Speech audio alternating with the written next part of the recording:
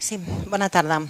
D'entrada, agraïm la feina feta pels tècnics, personal de suport i per l'interventor general en l'elaboració d'aquest informe resum de control intern de l'exercici 2021. En aquest informe, com s'ha exposat, s'analitzen diversos aspectes sobre la gestió i el funcionament de l'activitat econòmico-financera de l'Ajuntament, els seus organismes autònoms, societats mercantils, fundacions i fundacions dependents. S'hi exposen conclusions i recomanacions en àrees bàsiques com la contractació, la gestió de personal, convenis, registres de factures o la responsabilitat patrimonial. També s'indiquen les deficiències que requereixen l'adopció de mesures correctores a través d'un pla d'acció i s'avalua la implementació del pla d'acció aprovat per decret d'alcaldia el 30 de novembre de 2021 i modificat el 25 de gener de 2022. Aquest informe és de 7 d'abril i lamentem que no se'ns enviés amb la documentació de la Comissió Informativa de Presidència i Economia de la setmana passada per poder-hi formular les preguntes sobre el seu contingut.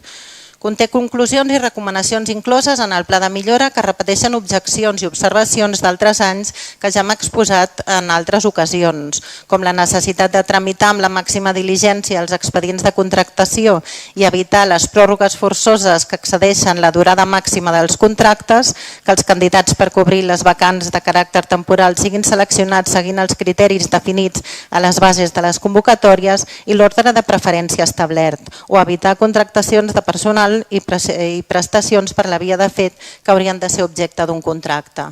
També hi ha altres recomanacions que no estan incloses en el pla esmentat, com la de millorar la programació de la contractació a través del pla anual de contractació, tenint en compte diferents aspectes, diferents factors claus com les necessitats a satisfer, termini de tramitació, limitacions pressupostàries i durada. Pel que fa als extrems que necessiten millora, s'identifiquen, entre molts d'altres, la justificació dels motius de tramitació d'urgència que han de respondre a raons d'interès públic sobrevingudes o a contractes i no a contractes recurrents. Es parla d'insuficiència de mitjans de la intervenció per poder realitzar amb la qualitat necessària les funcions que té encomanades i que han retardat l'elaboració d'alguns informes de control permanent.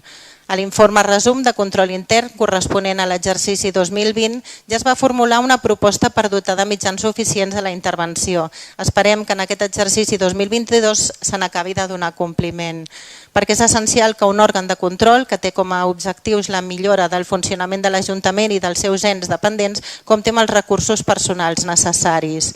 Com s'esmenta, part de les mesures correctores contemplades al pla d'acció es van implementar abans de la seva aprovació, d'altres s'han fet amb posterioritat i algunes, donada la data d'aprovació, han tingut efectes limitats a l'exercici 2021. Esperem que, seguint el compromís de millora contínua, eficiència i qualitat dels serveis públics, les incidències detectades a l'informe es vagin corregint. Gràcies.